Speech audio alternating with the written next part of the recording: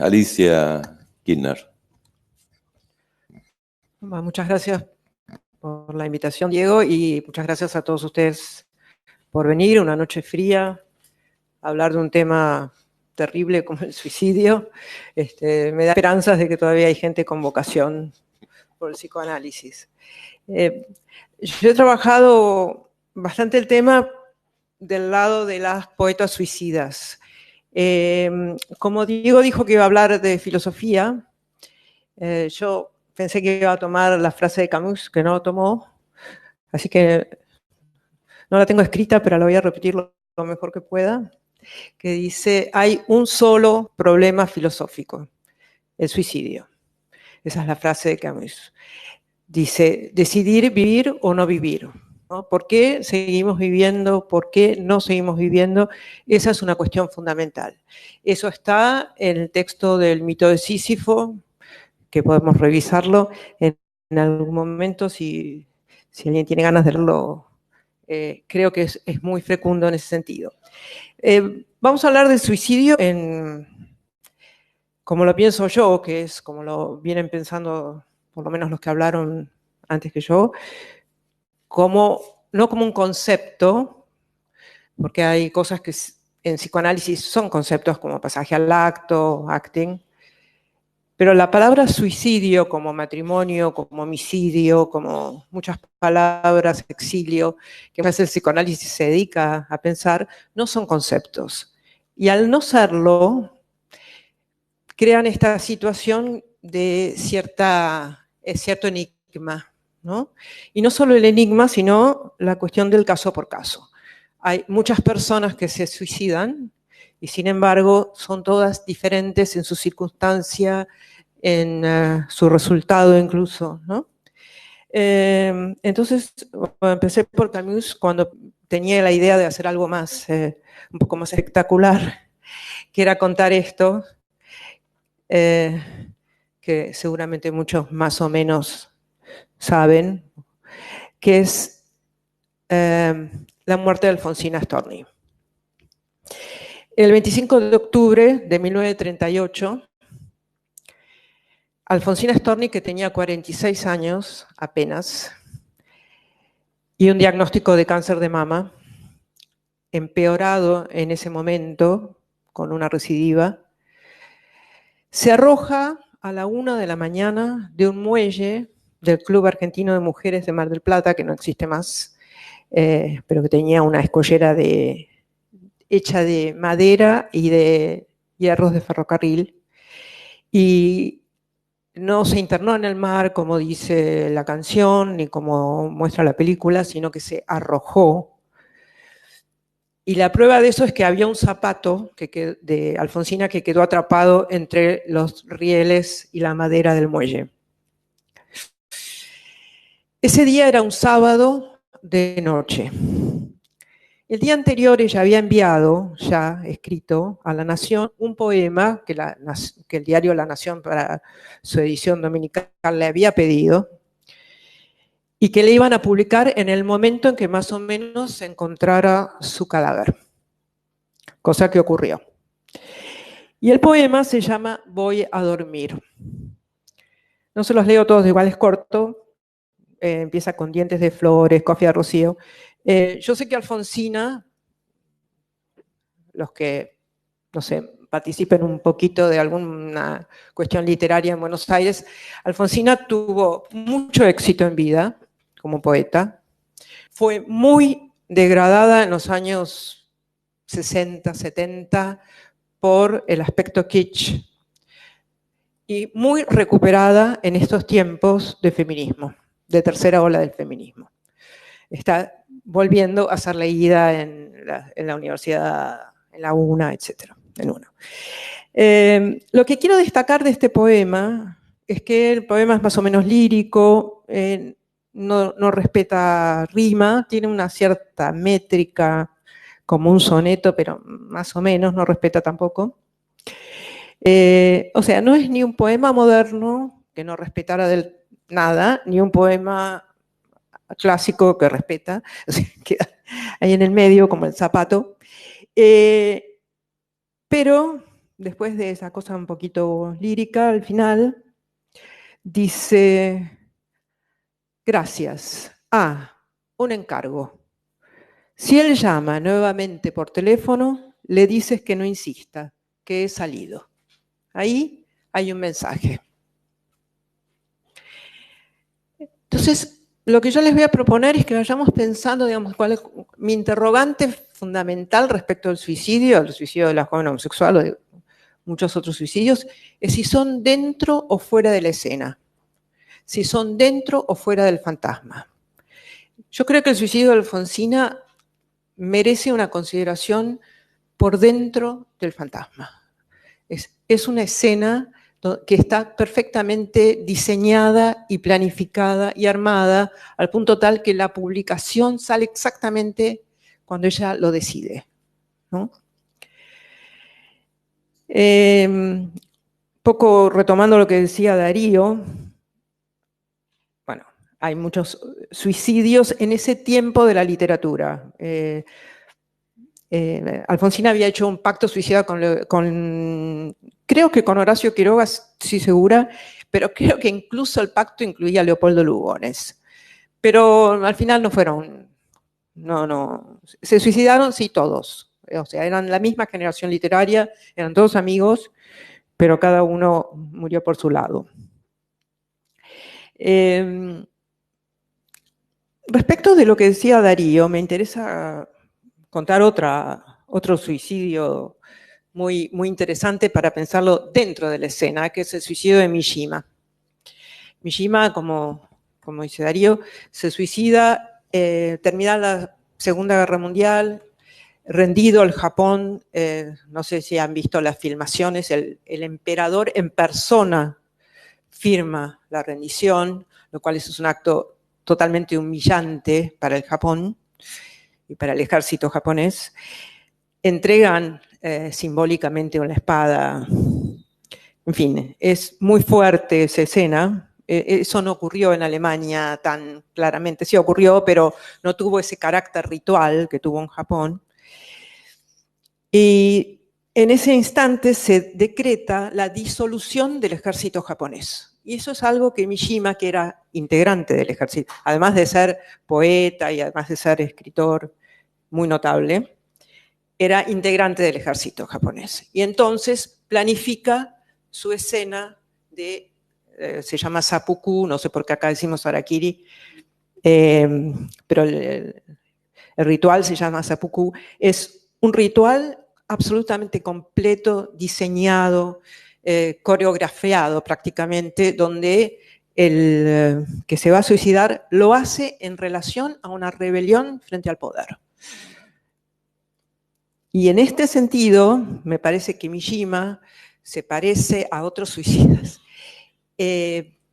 Como lo decía al principio Diego de Durkheim, y lo que dice Freud en su contribución al Simposio sobre el Suicidio, él habla de la rebelión frente al amo, de los jóvenes, que el suicidio es una rebelión frente al amo. Yo creo que es una de las significaciones posibles del suicidio, ¿no? En el caso de Mishima, claramente es una rebelión contra el Estado japonés humillado. Pero él lo que hace es tomar un espacio de un ministerio, creo que del Ministerio de Guerra de Tokio, y convoca a sus amigos a que filmen la escena queda registrada, o sea, violentamente toman el espacio, se instalan ahí, lo filman y con el ritual completo que incluye la ayuda para completarlo de los ayudantes que lo rodean. No voy a contar los detalles porque son un poco fuertes, pero más o menos lo conocen. Entonces, empezamos con estas historias porque me parece que son suicidios que son de la escena, ¿no? En la escena y por la escena. Yo creo que todo esto, por ejemplo, se llama suicidio y también se llama suicidio cuando un anciano jubilado, sin plata, en viuda, se melancoliza y se tira bajo las ruedas de un tren. Entonces uno dice, bueno, ponemos en una especie de lecho de Procusto, todo junto, cosas que no tienen mucho que ver. Sí, está bien, es la muerte que sucede por mano propia, etc. Pero francamente no son la misma cosa, ¿no? Ahora, uno como analista, en general lo que le pasa es que cuando un analizante avisa, amenaza, está allí rondando, o aunque no avise, porque lo que dice Camus también es que el suicidio se realiza en silencio, en la soledad del corazón, ¿no? Entonces, a veces la gente no avisa mucho, o a veces avisa, eso sabemos que es medio aleatorio. Pero cuando vemos a alguien como muy desesperanzado en nuestros divanes, alguna alarma se nos enciende en el sentido de que sabemos que algo de aquello que le ocurra nos va a concernir, nos concierne. Nos quita el sueño, digamos, ¿no? Hay una intervención que hace Lacan en un texto que se llama Televisión, porque habló por televisión, y dijo del suicidio, es el único acto que tiene éxito sin fracaso. Y yo creo que es una frase complicada esa, porque lo llena al suicidio de un cierto prestigio, que yo no estoy muy segura que el suicidio se merezca. Freud lo llama un enigma al suicidio, como lo es para todos nosotros. Y lo que dicen algunos autores que me parecen más interesantes sobre esto es que no hay ninguna significación privativa del suicidio. O sea, no hay nada que uno pudiera decir que aclarara cualquier suicidio, ¿no? Desde el psicoanálisis, por lo menos, ¿no? Para la moral está ubicado entre la rebeldía y la renuncia. Para la religión o para la ley es pecado, delito. Para algún psicoanálisis es una reacción psicótica.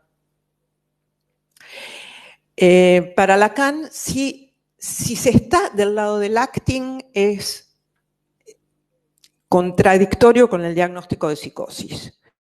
Y cuando está al lado del pasaje del acto, pero lo que me parece que sería interesante que, por lo menos para mí, quedara esta noche más bien claro, es que no porque sea un acting es fallido y no porque sea un pasaje al acto es logrado.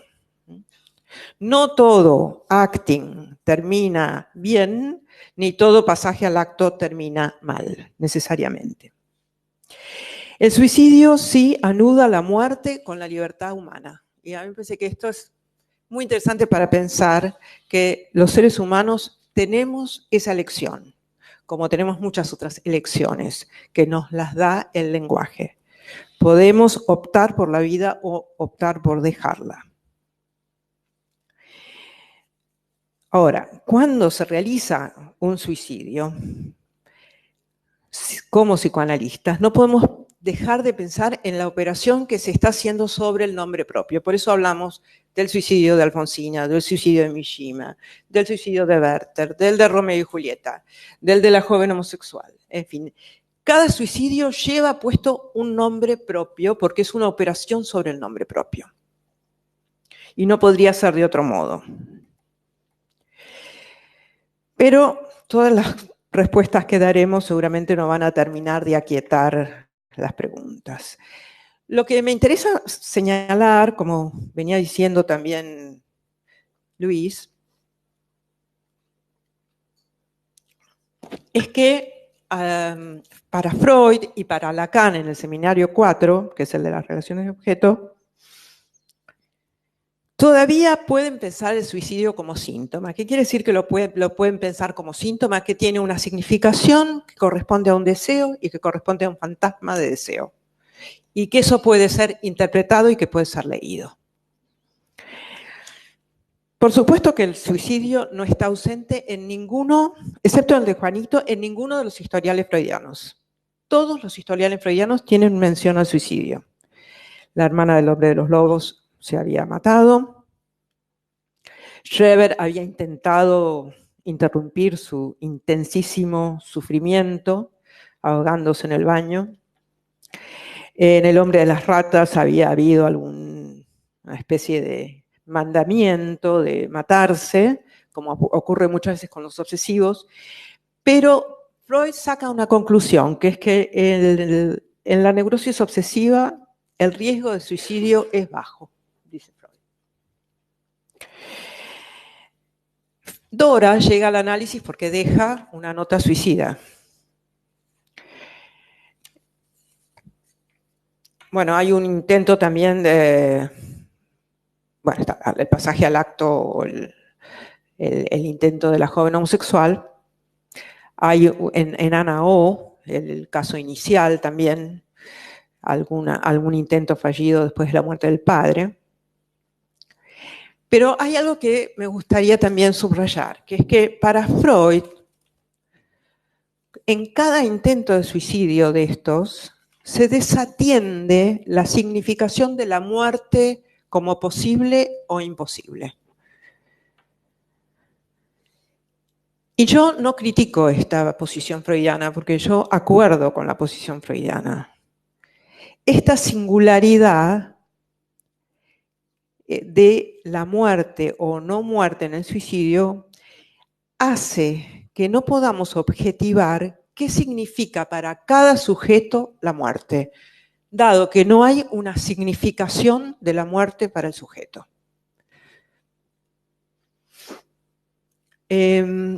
Después, como otra historia para mí muy interesante del suicidio en Freud, es el olvido de Signorelli, el olvido de nombre propio. ¿Se acuerdan del caso del olvido de Signorelli? Freud iba en un tren, hacía poco un paciente impotente se había suicidado porque el análisis no había logrado curar la impotencia. Freud estaba intentando olvidar al paciente y el suicidio cuando empieza a charlar con un turco de Bosnia que va con él en el vagón, y el turco le dice: ah, señor, cuando eso no funciona, la vida ya no tiene sentido. Con lo cual, todo el recuerdo se apodera nuevamente de Freud. Y es ahí donde él quiere recordar la palabra Signorelli, el autor, el pintor que pinta los frescos de Orvieto, y el nombre no le viene a la cabeza. Este es un síntoma en Freud. Y ahí sí estamos en un nivel sintomático, porque me parece que el suicidio hace síntoma en el otro, ¿no? Ahora vamos a nombrar, digo, yo voy a hacer como una especie de listado del supermercado de lo que se ha nombrado como los factores del suicidio. Sadismo, agresividad, creo que todos han sido dichos, vuelta contra sí mismo, identificación histérica y melancólica, fracaso del instinto de autoconservación, pulsión de muerte, castigo por culpabilidad inconsciente, parricidio, etc. O sea, todos estos factores han sido mencionados en relación al suicidio.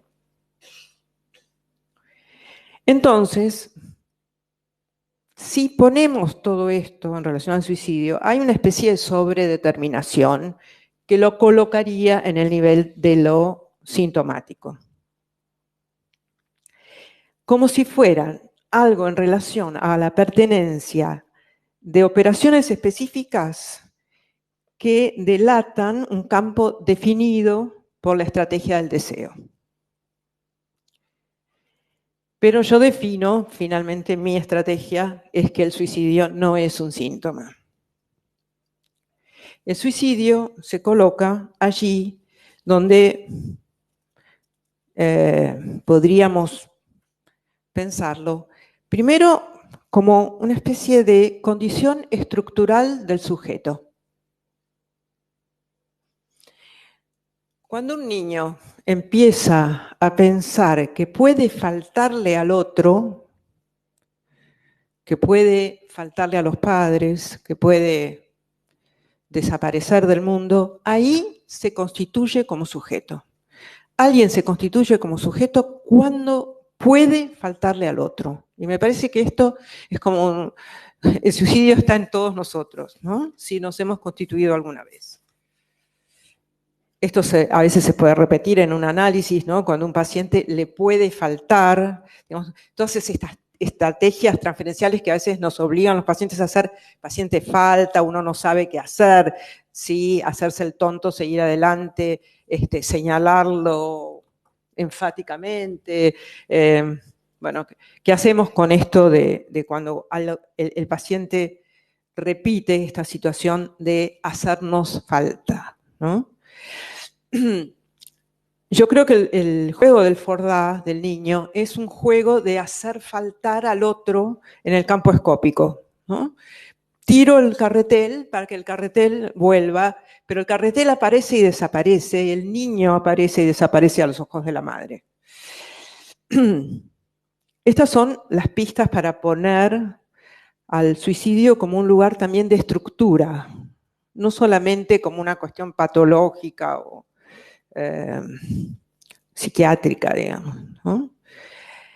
Claro que me interesa mucho que la vez que viene van a tratar el tema de la angustia, porque es la angustia lo que empuja al suicidio necesariamente, es el intenso sufrimiento y básicamente la desesperanza, ¿no? La sensación de que ya nadie puede hacer nada por nosotros.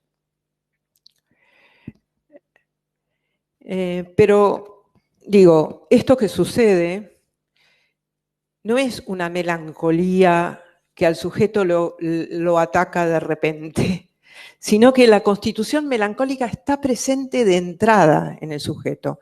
El sujeto ha perdido aquello que necesitaba, pero eso es condición necesaria. Entonces, la pérdida está ya inscripta. Las siguientes pérdidas no hacen más que validar, repetir, reeditar, dar un nuevo sentido, reubicar la pérdida fundamental.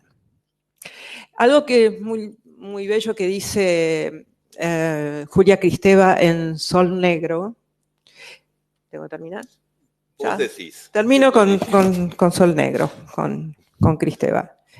Dice algo muy bello, que es que, no tengo acá la frase exacta, pero dice algo así como, ella dice una cosa, el poeta está menos preparado para afrontar el duelo que el narrador.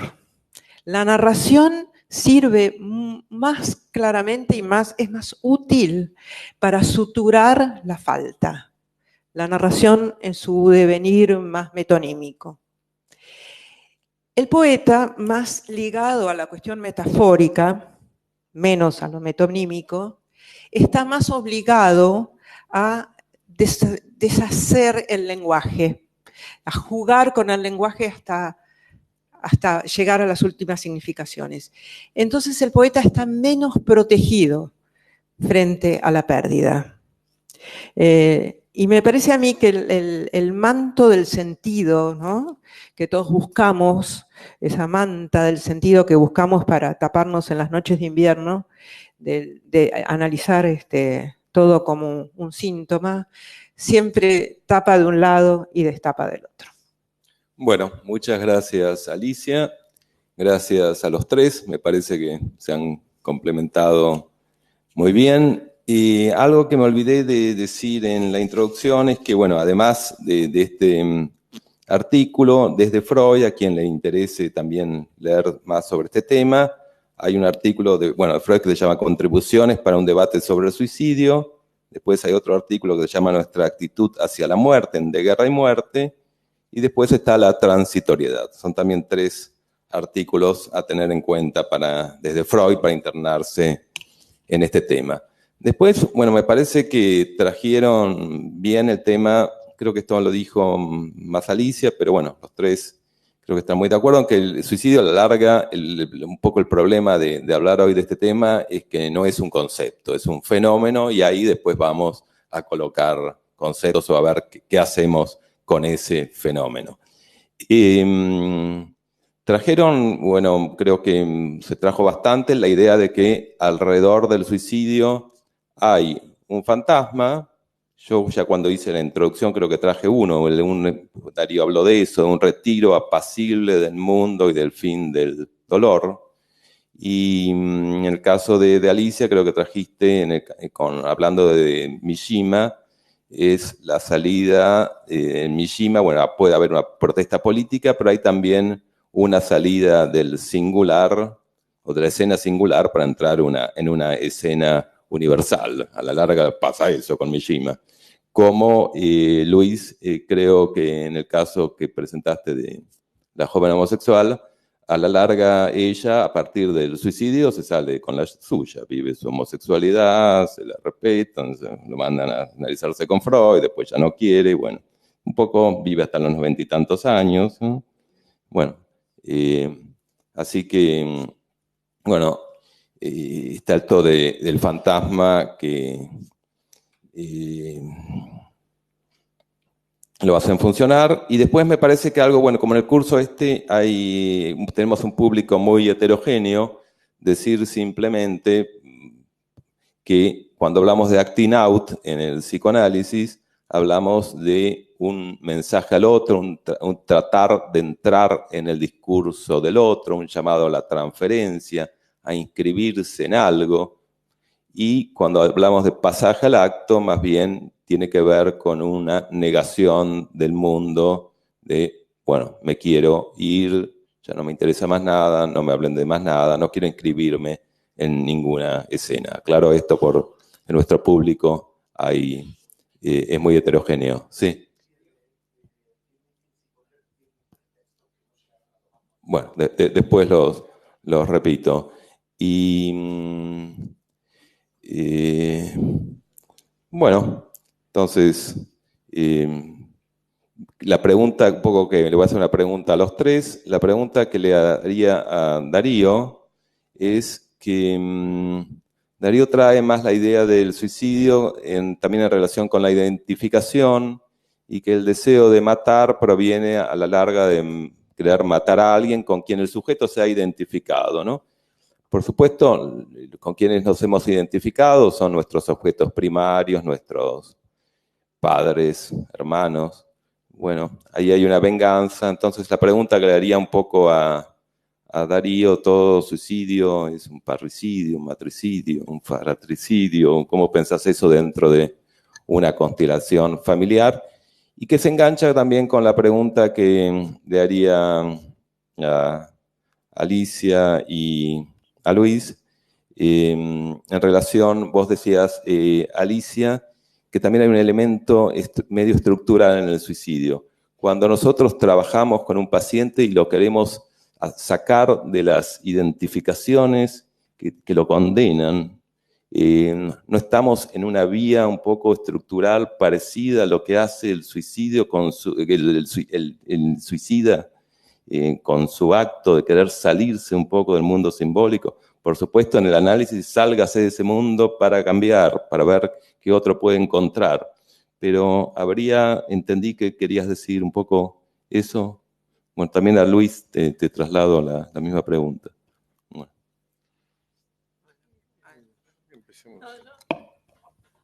No quise decir eso, pero ahora que pienso, a lo mejor lo dije sin saber que...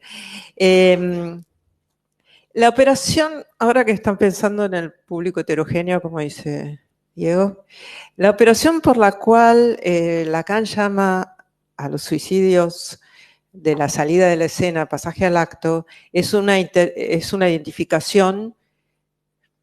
Bueno, lo voy a decir y después lo deconstruyo. Es una identificación con el objeto A, con el resto, ¿no? Yo me identifico con el resto y me caigo de la escena, sería dicho muy poco brutalmente.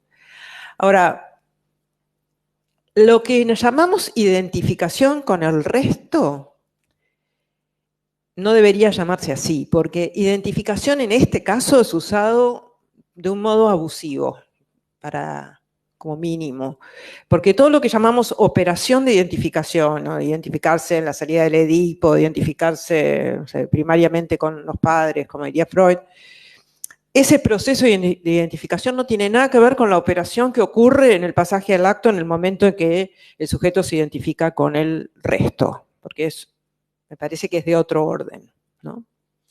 Ahora, sí es cierto, para contestarte, Diego, que cuando hacemos ciertas operaciones en el análisis de intentar desidentificar, sabemos que hay un riesgo, porque si el sujeto está acomodado en su fantasma, aunque ese fantasma lo haga sufrir como loco, una vez que uno arranca o intenta sacar al sujeto de su fantasma, no sabemos cuál es el resultado. Y Lacan creo que ahí habla de huida vagabunda al mundo puro, lo que no es tan sencillo. Exactamente. ¿Querés vos agregar eso? No, bueno, empalmo con esto. ¿Qué es el mundo puro? El mundo puro es el mundo que está por fuera de la fantasía, podríamos decir. Y de ese mundo no tenemos noticia, ¿no? Porque es un mundo puro real, podríamos decirlo así. Y aprovecho para hablar de la cuestión de la fantasía o fantasías de suicidio y la relación con la fantasía. Darío nos trajo una especie de listado, vos también, de las fantasías más comunes que rodean un suicidio, que puede ser muy explícita, como incluso pública, como en el caso de Mishima, o puede ser totalmente privada, ¿no? No sabemos, vamos a tomar el ejemplo del jubilado que enviudó, que se tira a la vía del tren. No sabemos si eso está connotado en alguna fantasía, pero es probable que sí, ¿no? Por ejemplo, una de las que vos nombraste, reunirme con mi esposa muerta, por ejemplo. Haciendo una disquisición, el suicidio logrado no permite ningún tipo de interpretación por una razón obvia. Toda interpretación es a posteriori del acto, ¿no? De modo que no, claro, ¿no? Pero tienen que ser fallidos, ¿no? Para poder operar algún tipo de interpretación. En ese sentido, yo diría que justamente el mundo está enmarcado, el mundo humano está enmarcado por la fantasía y nuestra relación con ese mundo puro o real está siempre intermediada por alguna fantasía o fantasías. Por lo tanto, aquí tenemos una suerte de paradoja, porque si bien el suicidio está enmarcado en una fantasía, las fantasías tienen, y esto lo dice Freud, cierta función protectora, ¿no? Es decir, ese estar enmarcado, de alguna manera, nos sostiene en algún tipo de sentido o de significación que le damos a la vida, ¿sí? Y justamente cuando este sentido o significación es que queda anulado por algún tipo de circunstancias, como la viudez o lo que fuere, es cuando la fantasía resulta insuficiente y se produce la salida de la fantasía. En ese sentido, yo acuerdo con Alicia en cuanto que hay suicidios que están claramente enmarcados en una fantasía, pero el suicidio logrado es de alguna manera siempre una salida de la fantasía como salida del mundo, ¿no? Del mundo como ficcional. Termino con esto. Un dato que nos muestra esto, me parece fehacientemente, es la habitual atracción que existe por la ventana, ¿sí? O por los puentes, ¿no? En los actos suicidas, ¿no? Es decir, la ventana o un puente que abre de alguna manera un vacío absoluto. Nada más. Una cosa brevísima. Hay un psiquiatra argentino del siglo pasado, o bueno, del siglo antepasado, Ramos Mejía, que habla de la tentación de suicidio. Y la tentación de suicidio me parece que es un concepto muy interesante.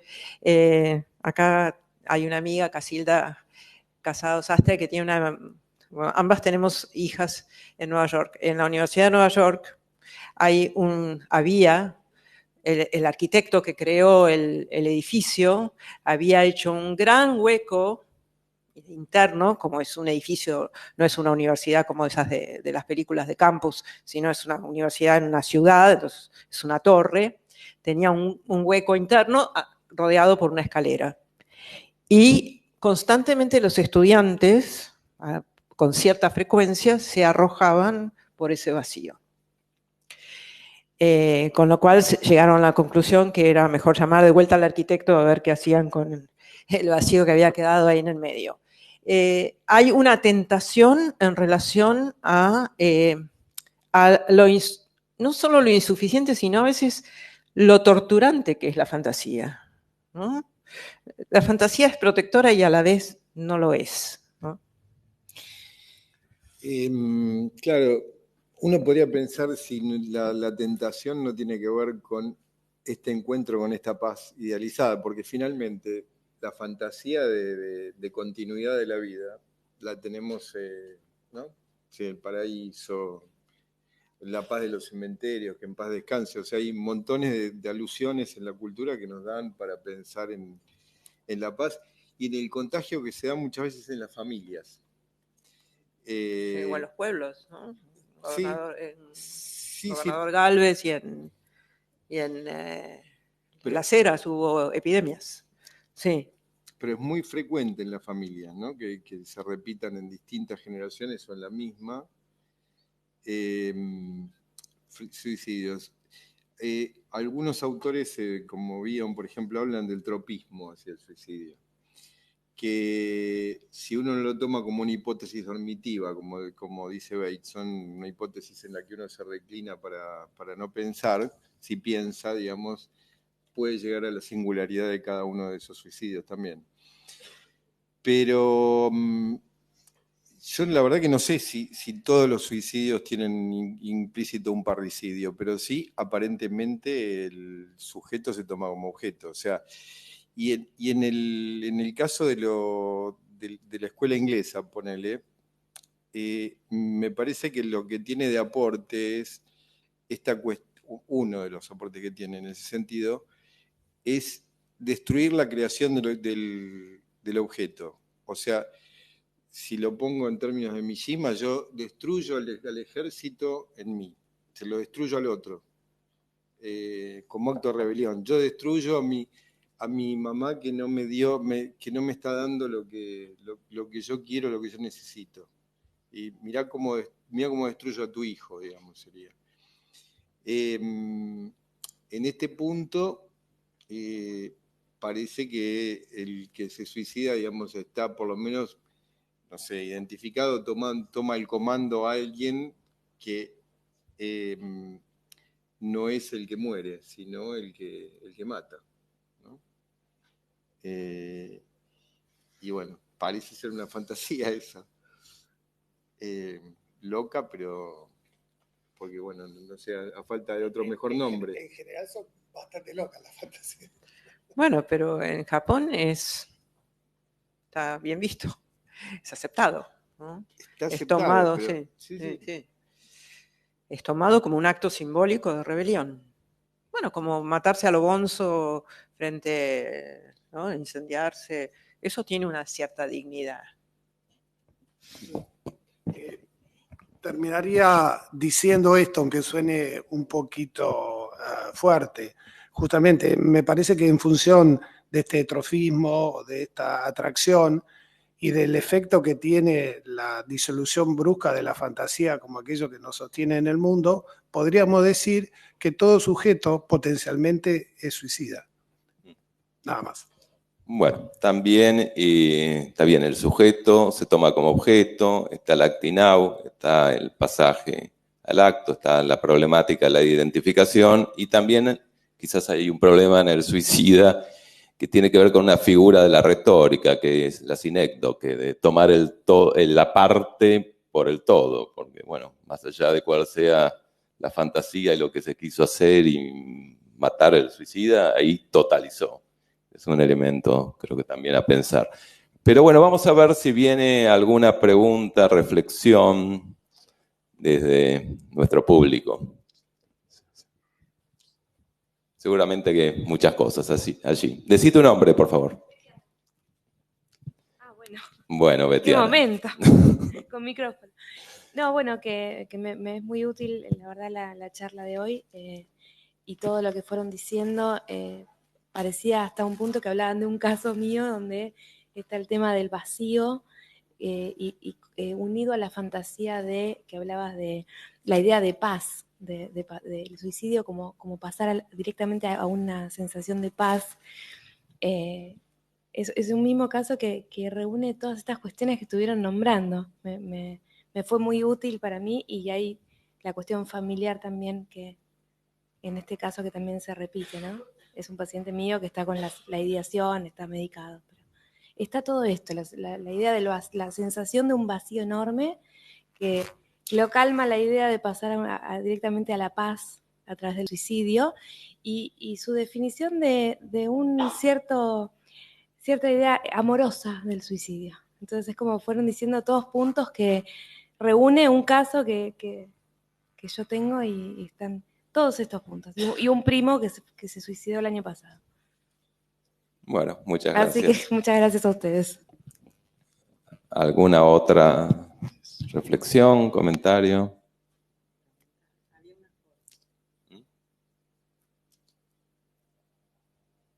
Allí. Decí tu nombre, por favor. Hola, sí, Guy. Solamente quería pedir si pueden elaborar un poco sobre el tema de las epidemias. Sé que puede ser que es más sociología y sobre los casos familiares, digamos, la repetición, si pueden elaborar sobre eso. Ok. ¿Algún otro comentario? Bueno, sobre las epidemias. Sí, a ver.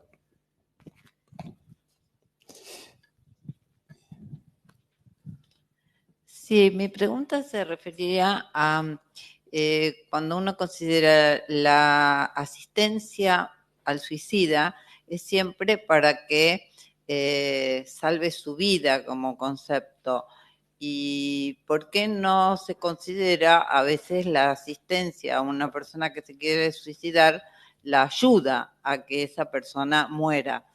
Evidentemente justamente no es un concepto, ¿no? El suicidio, depende de los casos, ¿no?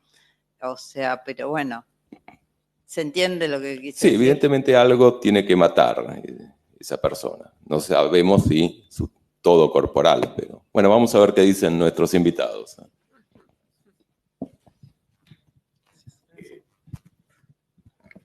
Yo quiero referirme a una cuestión clínica, digamos. No voy a tomar todas las preguntas, todas son interesantes. Me parece muy interesante esto que dijiste, ¿no? ¿Por qué no pensar una ayuda al suicida? Porque, bueno, ahí hay una cuestión cultural, obviamente, ¿no? En nuestra cultura lo que está valorizado es la salvación del suicida. Pero, bueno, uno podría pensar que desde el punto de vista puramente ético podría ser válido también la ayuda al suicida. En definitiva, es, como alguien dijo, no me acuerdo quién de ustedes dos, es un derecho que tiene el sujeto y de alguna manera inalienable como todo derecho. Lo que quiero referirme en relación a lo que dijo Betiana era, ¿no? A una cuestión clínica, ¿no? Por supuesto, no es una garantía del 100%, pero no es para nada lo mismo que un sujeto se suicide a que alguien venga a la sesión a decir que se quiere matar, ¿sí? Subrayo decir, ¿sí? Porque decir que se quiere matar, a pesar de la peligrosidad de la situación, no deja de estar dentro de un marco discursivo, ¿sí? Que no permite intervenir, interpretar, etcétera, etcétera. Hay una diferencia muy importante del punto de vista clínico que no debemos perder. Lo peligroso es aquel o aquellos que no dicen nada, justamente. O lo más peligroso.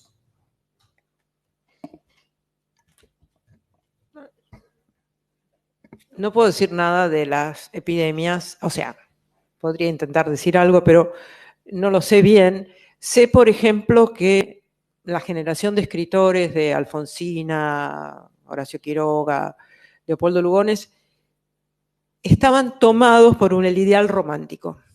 Creo que está muy bien representado por el joven Werther, ¿no? Y creo que en cada uno de ellos hay también una rebelión contra el amo en el momento del suicidio. Ahí me parece que se cuela, se filtra la cuestión epidémica, ¿no? Que lo señala muy bien Freud en contribución al simposio.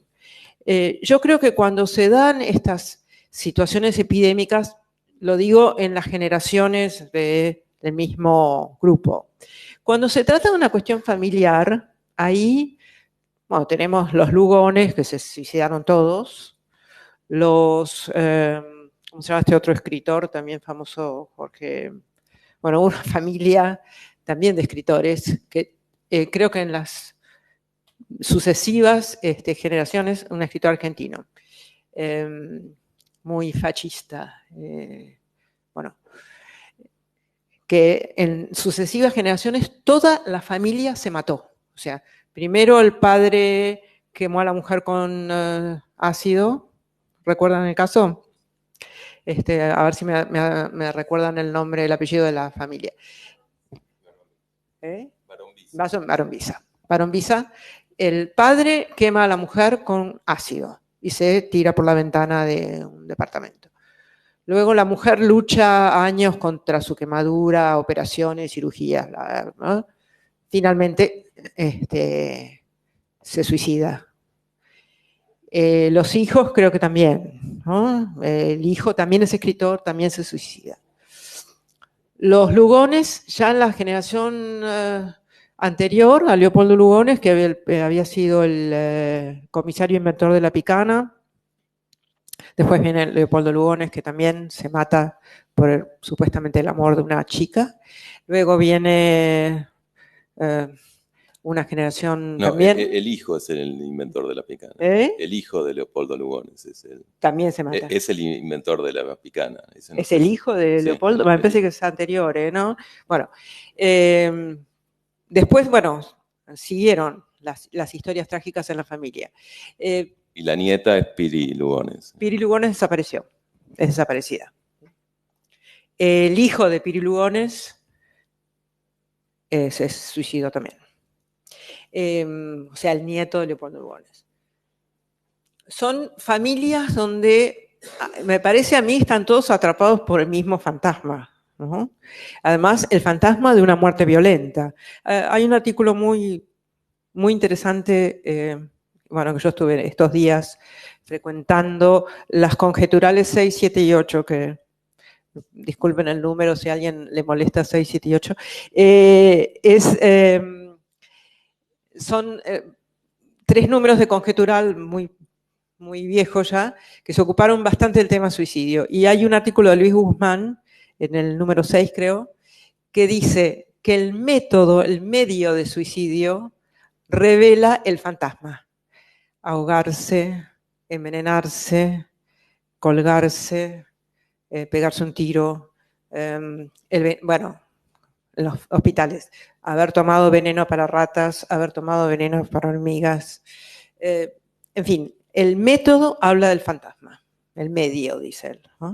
Y a mí me parece que los fantasmas familiares tienen un peso. Cuando hay suicidio y también cuando no lo hay, ¿no? O sea, hay una especie de transmisión fantasmática. Pero además yo creo que el suicidio, a diferencia por ahí de la escuela inglesa, pienso que el suicidio es posible. O sea, no es homicidio. Que el suicidio es suicidio. Bueno, vemos si hay alguna pregunta o reflexión más desde el auditorio y después les doy la palabra. ¿Sí? Terminamos. Sí.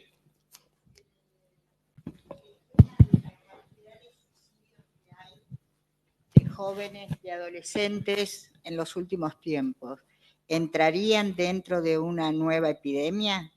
¿Y a qué se debería? ¿O qué factores? Si bien cada caso es único. También podemos pensar en el fantasma de inmortalidad todavía del adolescente, ¿no? Que, si quiso realmente matarse o entra dentro de una fantasía, ¿no? Pero bueno. ¿Vos querías decir algo? No, es muy breve lo mío en relación a, pues no quería dejar pasar la cuestión de la epidemia, que yo llamaría contagio también, ¿no? Me parece que me acordaba del famoso caso del suicidio masivo de Guyana, ¿no? Aquel mano santa llamado Jim Jones, creo que se llamaba. Me parece que en ese tipo de casos, sin duda está la cuestión de la fantasía o del fantasma. Pero me parece que la instancia en esos casos de epidemia, de contagio decisiva, es el ideal del yo, ¿no? Para decirlo de otra manera, ese suicidio masivo es un efecto de masa, ¿no? Para decirlo en los términos de Freud.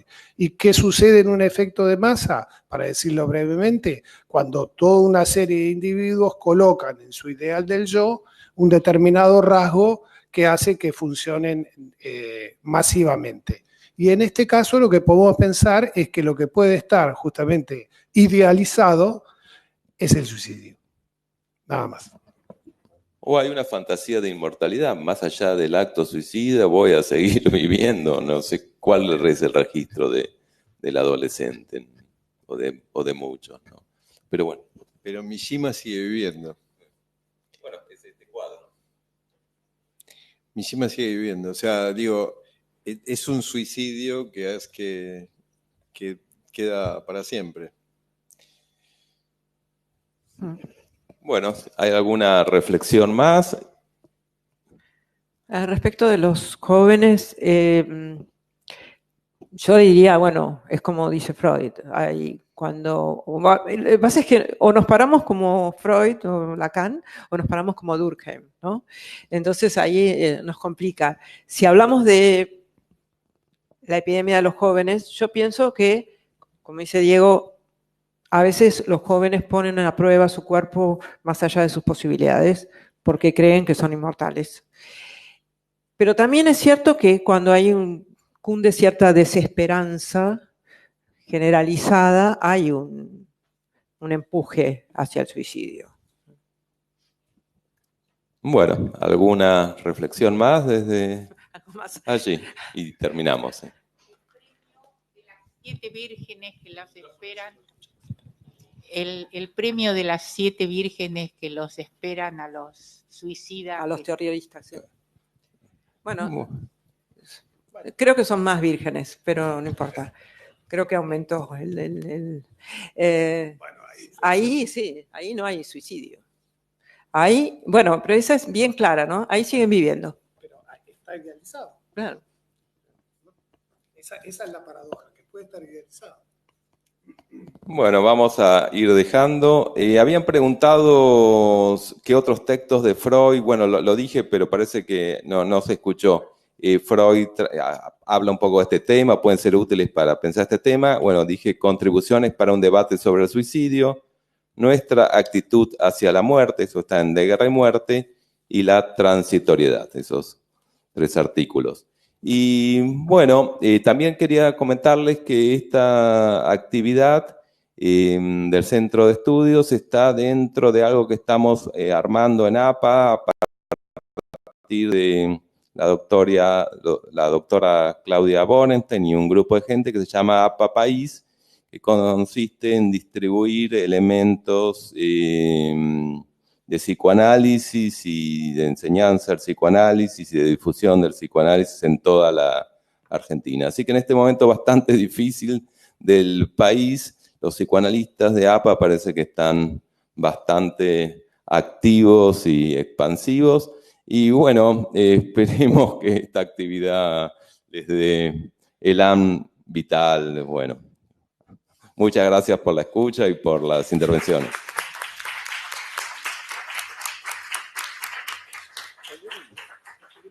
No tengo un efecto melancolizante.